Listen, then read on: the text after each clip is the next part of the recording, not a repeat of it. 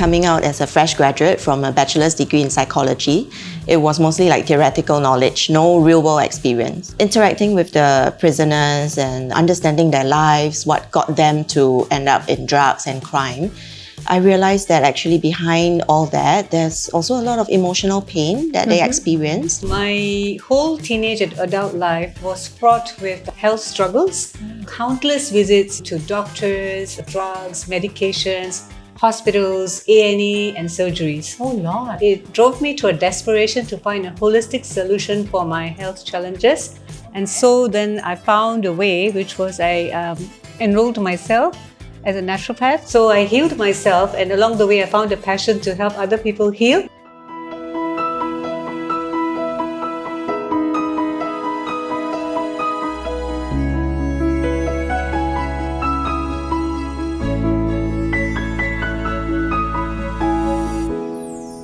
Hello and welcome to the Dream Catchers Show, brought to you by Vatan Se, where we'll capture inspiring stories one dream at a time. Hosted by yours truly, Shalima Motial. Associate sponsors Singh Advisor, Satwik Certification Singapore, Fashion Partners Kosha Sarees, Media Partners Crazy Talk. So today with us, we not only have one, but two guests. We are our longest commitment, right? So we need to take care of our physical and mental health. And that is why we have both a mental health counselor and a naturopath guiding us what to do. Ketki is the founder of Natural Medicine. She trained in Sydney as naturopath, nutritionist, and herbalist, and has been practicing for 18 years. She treats clients' health challenges and supports them on their path of healing. Besides consulting, she is a keynote speaker on health and wellness, frequently asked to speak on local TV, radio, and media. In 2011, she was voted one of the 100 most inspiring real women in Singapore. And our next guest is Lilian Ong. She's the founder of Wellness Journey Private Limited, a professional counseling services that advocates proactive care for well-being throughout the life journey. She has almost 2 decades of counseling experience, including 13 years specializing in women's mental health at KK Women's and Children's Hospital. She has also experience with prison system, public healthcare, and has her own private practice. Please help me welcome Ketki and Lilian. Welcome to the show, girls. Thank you, Shalima. Thank you for having us. I'm so excited to have you here. Wonderful. So let's start with Ketki, right? So how did your own journey start as a naturopath or herbalist? Well, you know, Shalima, my whole teenage and adult life was fraught with health struggles, from countless visits, to doctors, drugs, medications, hospitals, A&E and surgeries. Oh Lord. So it has been a very difficult journey, and it drove me to a desperation to find a holistic solution for my health challenges. Okay. And so then I found a way, which was I enrolled myself as a naturopath. I studied in Sydney 4 years as a clinical naturopath, nutritionist, herbalist. So I healed myself, and along the way I found a passion to help other people heal through natural medicine. That's beautiful. Yeah. That's so lovely. Yeah. Once you go through something yourself, then that passion is at a different level to help others do the same. Because you've been through it and you know what it feels like, and you want to go all out to help another person. You don't want them to go through what you've been through. Yeah. Right. And you started your counseling career with prisoners. How was that experience, Lilian? Yeah, it was quite eye-opening, I must say, because coming out as a fresh graduate from a bachelor's degree in psychology, it was mostly like theoretical knowledge, no real-world experience. Right. But interacting with the prisoners and understanding their lives, what got them to end up in drugs and crime, I realized that actually behind all that, there's also a lot of emotional pain that they experienced, and they didn't have the support or healthy family environments to teach them how to cope with life's problems. It's really important to be able to help someone who's going through a difficult time and then find their way back on the kind of life that they want to lead. And that's what got me interested in the role of counseling. And from there, I went on to study a master's in counseling. And then I also wanted to move on to different gained more experience working with different groups of clients. So from Right. prisons, then I went on to the hospital. Right. So do you recall any specific incident that happened in one of the prisons, and how did you deal with that? Actually, it was, people tend to think like, oh, wow, you work in prisons. Is it like very dangerous? Yeah. Actually, it's not. We're very well protected, like with all the precautions. Like we have alarms, especially being women staff, right? We will every day when we report for work, we will also take a shrill alarm. So in case anything happens, Right. yeah, then we can just press the alarm. And anyway, outside the counseling room, there are prison guards, Right. who are always like patrolling and making sure that we're safe. Right. Yeah. And the prisoners, they're just like any one of us. I know. Yeah. It's just that, concept that, oh my God, they're on the other side of the law. They've done something really horrible. So it just puts a little fear in everyone's mind, Yeah, right? but when we put down all those possible judgments and biases and get to know them as a person, then that's where we connect human to Right. human and start to understand like, oh wow, what has led them to that path. And it's really possible for them to turn over a new leaf if they get the right support. Right. Yeah. Right. So, Ketki, can you also similarly share an example of maybe a client or a patient who you helped through this holistic naturopath herbalist way? So, actually, Shalima, I've had many experiences, very beautiful stories. But in particular, I can remember two cases, one a few years ago and one recent. The reason I want to bring up this is because diabetes is a massive epidemic right now. Right. And most people don't know. Basically, 1 out of 4 is getting an amputation per day in Singapore. You serious? 5 people per day are being diagnosed with end-stage renal failure and dialysis. And National Kidney Foundation last year mentioned that they don't have any more space to do dialysis. So this is crazy. And and so basically this patient was under the care of the hospital, doing the best, even dietitian care, and none of the markers were going down. Right. And was told that if nothing improves, we'll have to go on insulin. And that's when this patient was introduced to me by the mother. And we went on the program, and within just 3 months, all the markers went down and the drug dosage was reduced to half. Beautiful. Lifestyle was good. And basically the doctor, so my role is to get them, and my strength is in drug and herbal interaction. So I need to know what drugs they're on, and I can advise them what supplements or herbs they can take with the drugs which they can't and which they cannot. So this is very value add, so that I can help them more effectively and efficiently. Right. So my role is to get them to a point where they can do another blood test. I say, go do it. And then when the blood test improves, the doctor themselves reduce the dosage. So was very, very happy. And the patient is a famous personality. So really it was, the word got around. So it was really good. Oh, lovely. Recently I met a long lost friend, and also in the healthcare, senior, and struggling with autoimmune rheumatoid arthritis. The patient said that, they can't even get out of bed, totally fatigued and massive amount of bloating. So just within 2 weeks of what I prescribed for her, she's feeling no fatigue. She has all the energy to go to work, and the bloating is gone. Wow. And the fact that her lifestyle changed, she even impacted her family. All the kids or the family members are saying, hey, we got to eat healthy. Hey, this salad has run out. Let's go buy it. So the impact is massive in that sense. And I'm very, very pleased about that as well. Oh, that's lovely. Yeah. That's so wonderful to hear. I remember when we met a couple of years back, what stuck with me was, that people are willing to spend the money when they fall sick in the hospitals, and not willing to spend that money to take care of their health before going to the hospital. Exactly. Then they wouldn't need to go to the hospital, right? So prevention is better than cure. Yeah, absolutely. Because the thing is that we make everyday life choices, and that impacts, we decide, we choose whether we want to create healthy life, or we want to create disease. Right. A lot of patients say, oh, it's costly. But the cost of illness is even more massive. Absolutely. Yeah. Financial cost, the medical bills, right? If you're not getting well, you may not even be able to go to work. And that will impact your living. And the emotional cost, the family, everybody. So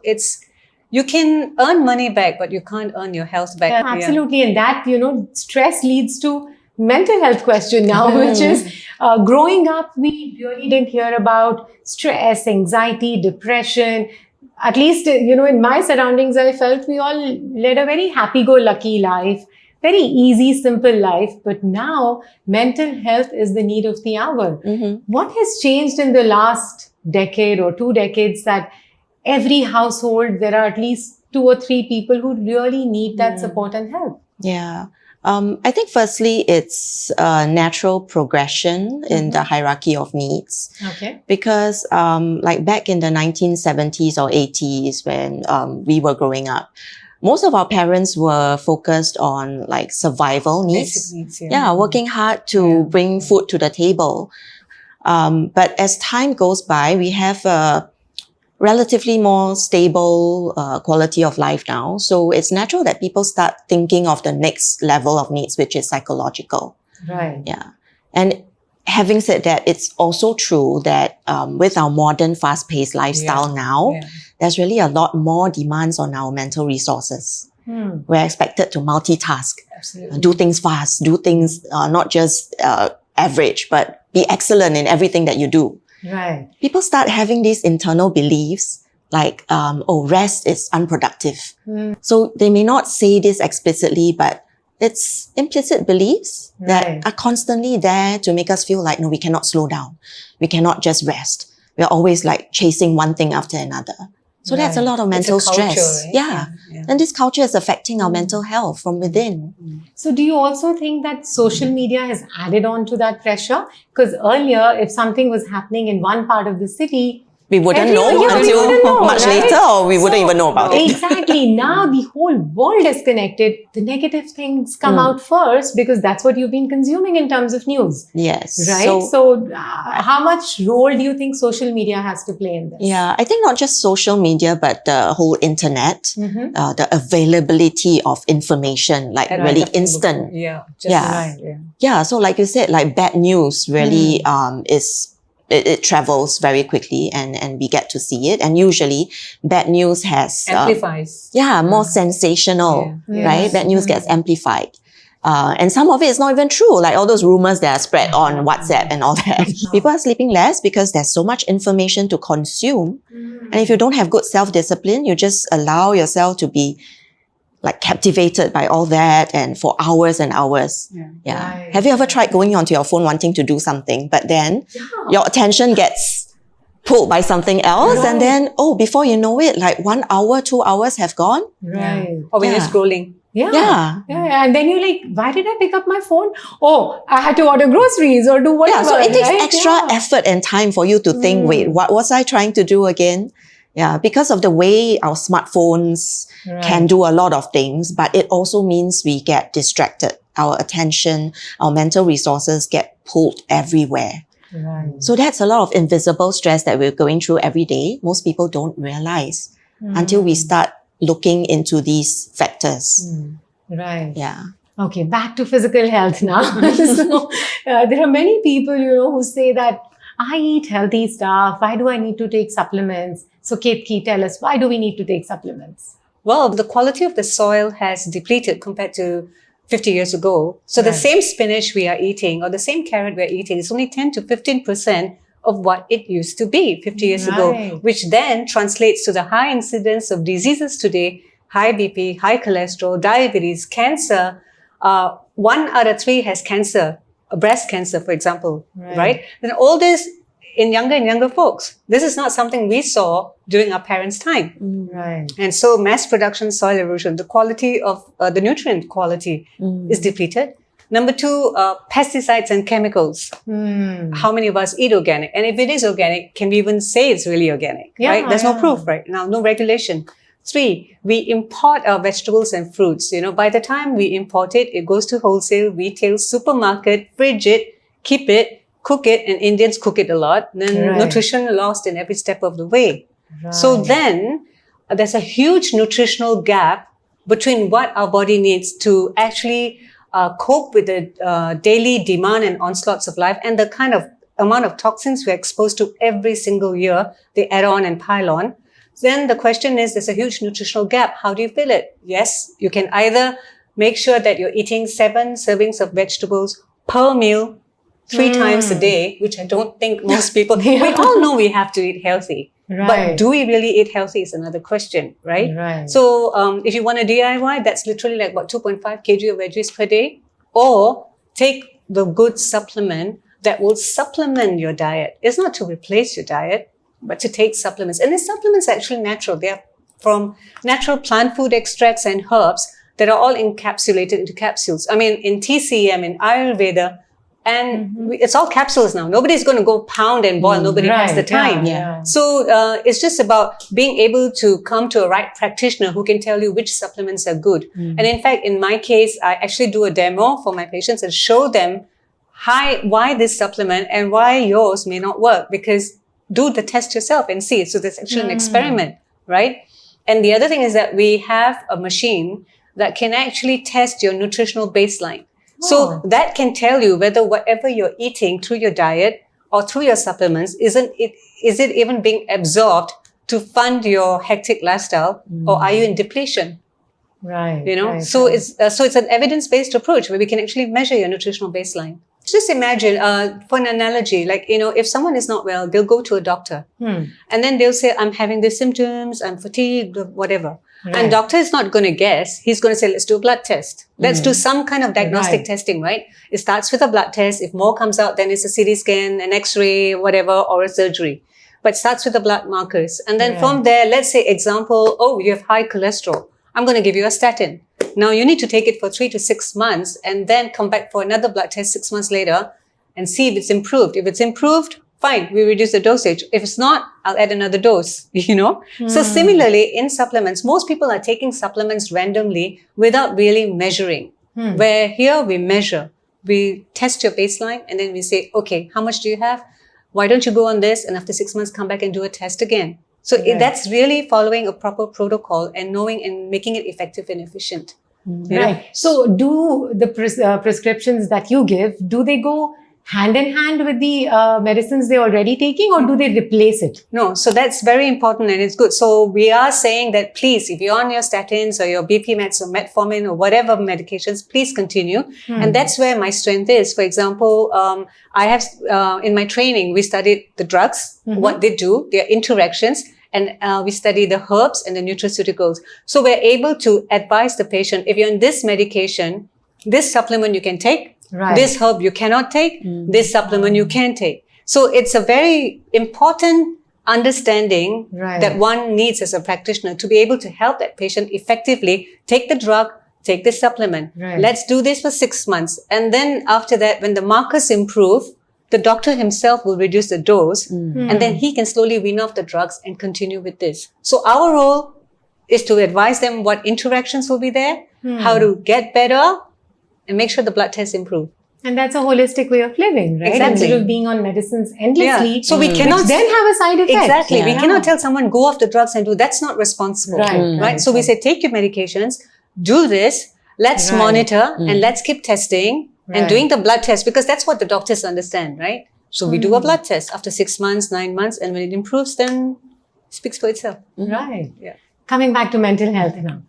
How does one realize that they need mental health support? What are the symptoms or signs to look out for either in ourselves or our near and dear ones? One is when our mental health is not good, if we're going through a lot of stress, our physical health may also be affected. Breakdown. Absolutely. Yeah, so you may start falling sick easily. You may get physical symptoms like headaches very often, or gastro problems. Gastro. Okay. Yeah, And also poor heart. digestion or gastric pain, heart disease. Yes. Heart disease and cancer are actually also Very stress related. Yeah, stress related. But of course, we don't want to wait until you have a diagnosis like that, right?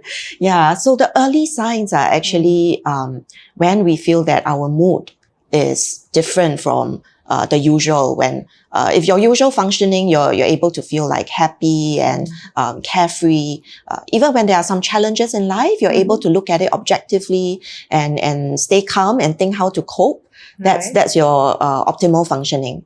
Okay. But when you are starting to suffer in your mental health, it could be that you get stressed, get anxious, get overwhelmed. The proportion and the intensity of your reaction, the frequency of those reactions, like getting angry frequently over small matters, reacting in an irritable way, snapping at family members, or even breaking down when they are going through stress, breaking down and crying, and they don't feel in control of their emotions like usual. Right. Yeah, so those are some That's when they signs. should seek out a mental health therapist. Of course, there may be some off days now and then, like some But bad if it's days. consistent. If it's consistent, Yes. especially like if you notice over a 2-week period, right? Over a 2-week period, you're consistently feeling unhappy in terms of low depressed mood, or maybe easily angered, right? Or feeling easily worried and anxious. Right. And by 2 weeks, it's just not getting any better, then actually that's quite an early indication that professional help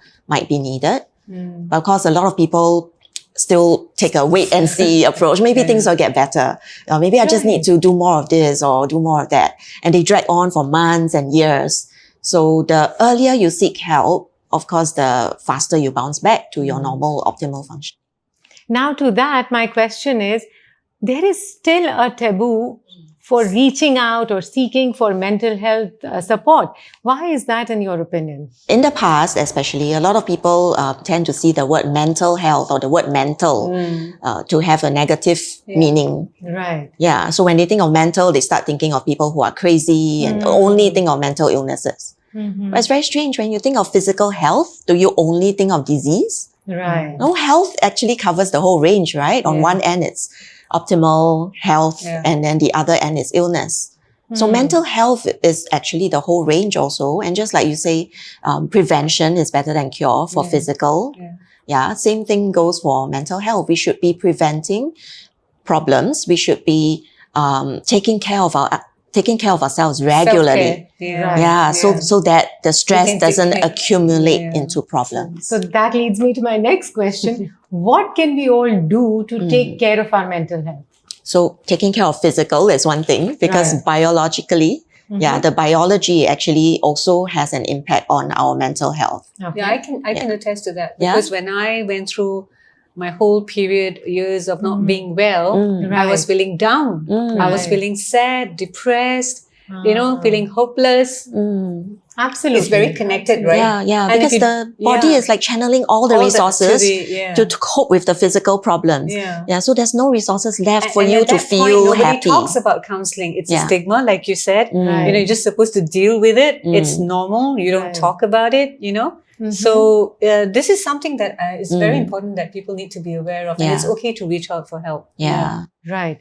And the general perception is that mental health support is expensive, right? The charges per hour is way too high. Maybe that's why people feel that, let me try and fix it on my own, right? I think there are several reasons behind why people tend to hesitate to seek help when it comes to mental health.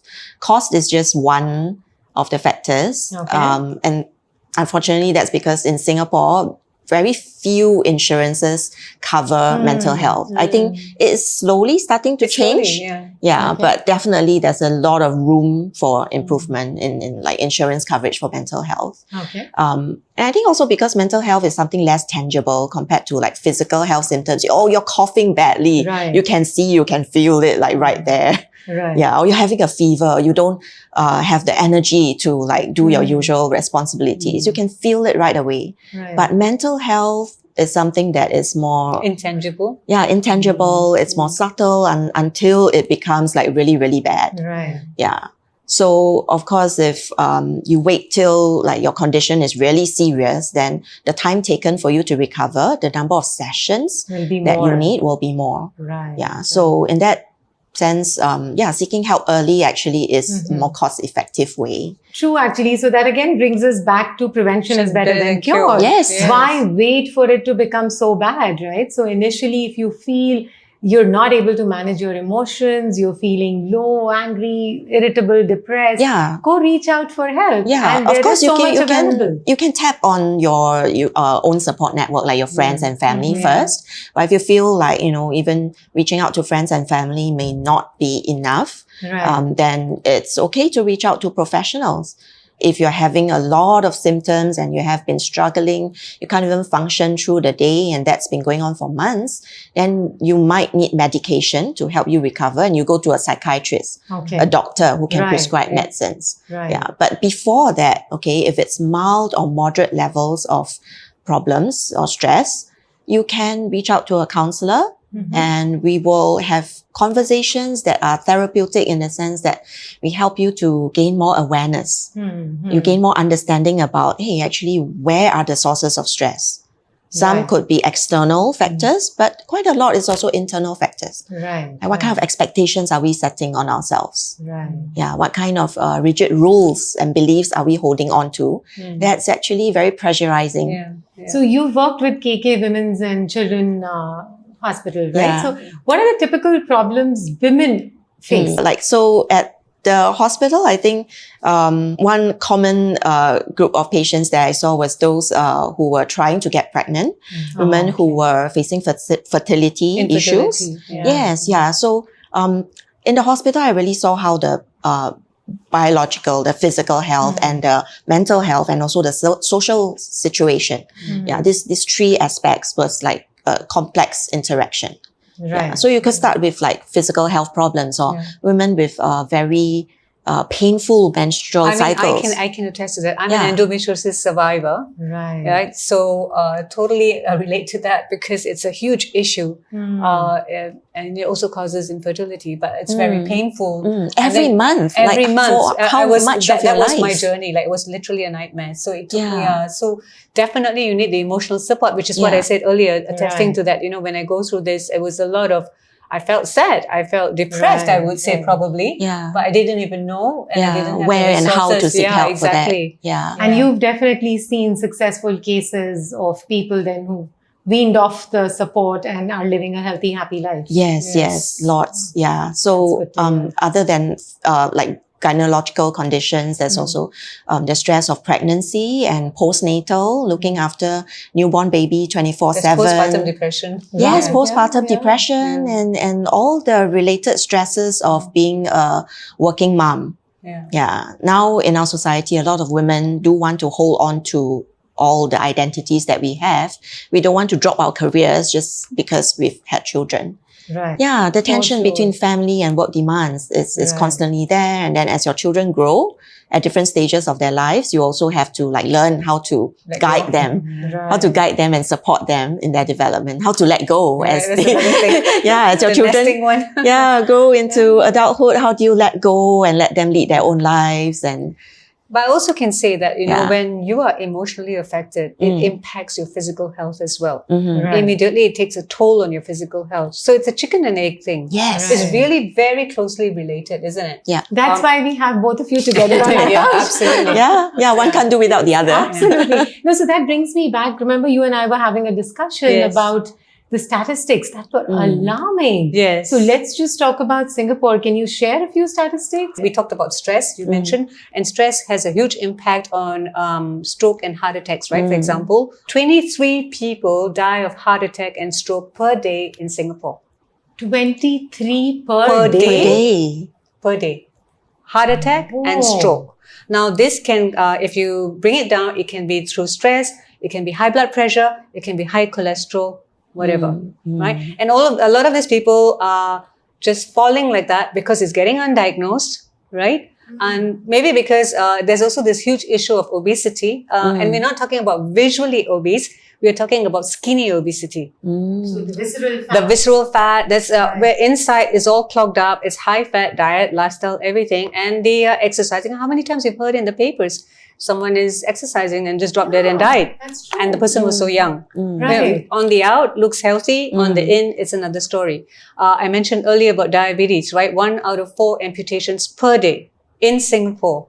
5 people being diagnosed for end-stage renal disease, needing dialysis. And NKF mentioned last year, they don't have enough space for dialysis, not enough machines to go around. And the fact that 1 out of 4 person in Singapore is going to be 65 in just a matter of 6 years' time, the government is very, very worried because one of the biggest things that's happening right now is sarcopenia, loss of muscle. sedentary lifestyle, not exercising enough, and muscle loss, which causes frailty. Now that will then translate to a few things. One, when we fall, we get fractures. Right. And then through fractures is a total decline and death, potentially, right? Two, muscle loss itself reduces your metabolic rate because muscle burns fat. So you tend to gain fat, and that obesity, now we come back to obesity again, then translates into, it's a mother of all, like high BP, high blood glucose, diabetes, high cholesterol. Cancer is very high as well. A lot of hormonal cancers are related to obesity. So it's very, very interesting. And that's why my focus is a lot on looking at obesity and looking at nutritional gaps that we talked about. You know, we've had wonderful, successful stories where people really had massive amount of weight. And that example that I mentioned earlier, that where was about to go on insulin, and we helped to avoid that. Absolutely. It's not saying that don't do your medications. Please do your medications, but there is a way out. You know, go for a proper practitioner who can help you understand your drugs profile, understand your lifestyle, and then... Or actually go to a nutritionist or a herbalist, naturopath, before you're on drugs. So that's what so I'm that saying. you don't get on drugs. So my point is that, and the other thing I encounter often is this mindset. It's always about mindset, isn't it? That, oh, my doctor told me this, so I can't. You know, it's interesting that when they go to a hospital or a doctor, all the medications are written out and they take it very diligently. No questions asked. Right. And half the time they don't know, why are you taking this drug? I don't know. My doctor told me. Yeah. Right? Isn't it? And then when we tell them, you take these supplements, why are you giving me so many supplements? Are the supplements toxic? And I'm like, you should be wondering whether drugs are toxic. Right. Not the supplements and herbs, because they are natural plant food extracts. For example, it's not layman knowledge, but the drug aspirin is made from the herb Salix alba. The drug digoxin is made from the herb Digitalis purpurea. Now, the difference between drugs and supplements is this. Drugs are important. It's life-saving in acute situations, and we should do that. We should go for medical treatment, right? But if you're looking at chronic, then it's going to have its side effects. Absolutely, now, in supplements, you have not only one ingredient, you have a whole host of ingredients naturally in that herb. So when you take that herb, it is going to give you that benefit, but it will take longer, compared to a drug. It won't be toxic. It won't be toxic. It won't have side effects. In a drug, you are having one ingredient extracted, example, in a high dosage and given to you. That's why you cannot overdose. The other thing is that a lot of people think supplements are natural. I'll just buy myself and I'll let, somebody told me and I'll just get it myself. So the thing is that if you are going to a doctor for advice, don't you think even with supplements and herbs, you should seek advice? Exactly. So this is how it gets a bad name. First, they pop in a lot of things that they heard online and then they go to a doctor and they go like, oh, it was the supplement you took, that caused the problem. But you didn't. You can't just pick it off the shelf, right? Ideally, no. Go for proper, especially if you have a health condition. Right. So people, please, prevention is better than cure. We are saying it again and again. Absolutely. Be it your physical health or your mental health, right? So any final advice you want to give to our viewers before we get on to a rapid fire question and answer round? So I just feel that honestly, it's a choice you make and you make it now. Right? You don't wait until something happens. And it's not about cost, because the cost of illness is more exponential than the cost of you investing in your health. And we choose whether, because how we treat our body, our lifestyle choices will make you decide whether you're creating health or you're creating disease. So actually aging is inevitable, but diseases are not inevitable. Right. Beautiful. Lillian. I would like to reiterate what you said, actually. It's about choices. And very often, like, we may come across information and we think we know, but do we actually do it? So awareness and really observing and choosing what will help our well-being on a day-to-day basis. Not just wait till I'm so busy now, I don't have time to think about that. 3 months down the road, when I go for a holiday, then I will relax. No, it should be an everyday thing. Be aware of how you might be stressing yourself, even the thoughts that you're allowing to play over and over again in your mind. Where is your attention? Are you like dwelling on past things that you can't change? Are you worried about things in the future that are not even here yet? Right. Yeah. Beautiful. So learning to be more mindful, more present, and Awareness. awareness. Yeah, of the choices you're making to take care of yourself. Absolutely. Great. So that is why they say, live in the moment. Yes. Live in the present. That is why it's also synonym for gift. Present, gift, Yes. right? You live in the moment. That's a gift you're giving yourself. Absolutely. Both calming yourself physically and mentally, right? Yeah. So with that, let's have some rapid fire questions. First you, and then you answer the same.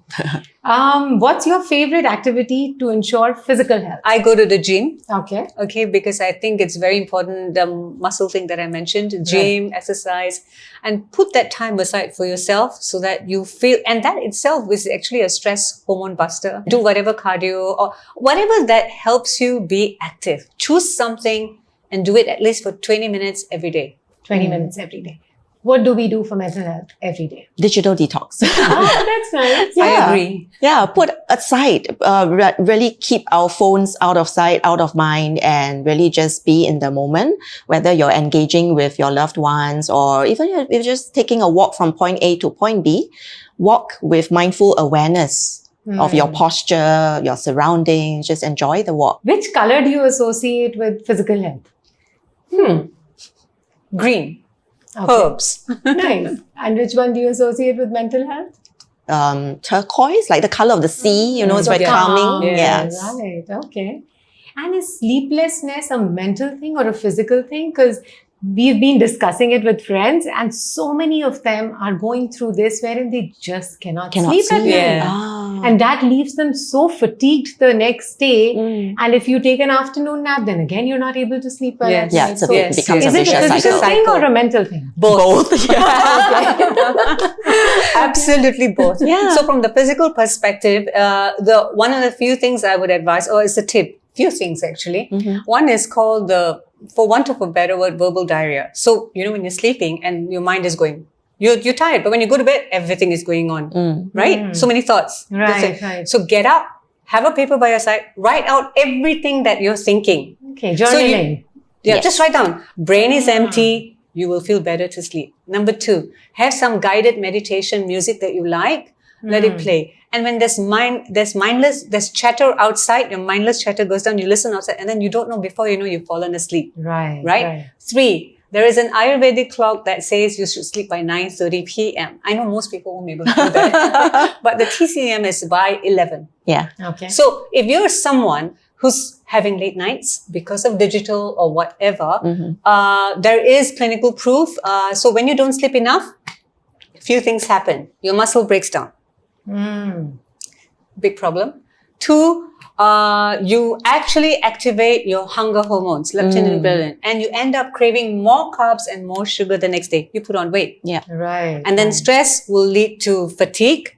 And fatigue will lead to so many other things. It stresses your hormones, you put on weight, you can't focus at work, you will impact your relationships. Yeah. So sleep. Vicious cycle. Yes. Vicious cycle. So it is physical, and sleep can be also because of certain emotional issues, which then need to go to counseling and things like that. But it also can be physical. Then you need to speak to a practitioner and find out what are the issues. And you can take certain supplements, or you can put some essential oils next to your bed to calm you. The whole thing is about calming your system down. Yeah. Because if you just imagine, if the train is going at 100 kilometers per hour, and then you have to brake suddenly, it's not going to break. It will be an accident. So it helps to have like a wind down routine. Wind down routine. So I would say, don't read papers at night. Don't exciting TV. Yeah, nothing too stimulating on the mind. That's terrible. Because after that, our mind would still be thinking about it. Yeah, it's like all the adrenaline would still be there. Personally, what I do, I switch off by 9. And then I say, no, I'm not looking at work. I'm not looking at phone. Then I would read my spiritual books. I would do some meditation. I have conversations with loved ones. And then when I go to sleep, a guided meditation is on. An essential oil is on. And then I'm... Okay. What's your all-time favorite movie? I don't think I watch many movies. Okay. Yeah. But I think I really like those that have a psychological, Meaning. mental health theme to it. Okay. Okay. Yeah. So you like to see some part of your work even in the films that you watch? Yeah, I think it's meaningful. It speaks to me. Right. Yeah. What about you? Three Idiots. Oh, I nice. love that movie. Okay. I love laughter. I love the fact that it's light and it gives you an insight into life. Okay. Okay. Great. And what's your favorite cuisine? I'm vegetarian, but Okay. Chinese Thai. Okay. What about you? I don't have a particular favorite. I think I'm quite open and adventurous when it comes to food. Okay. As long as there's nothing too spicy, I'm willing to give it a try.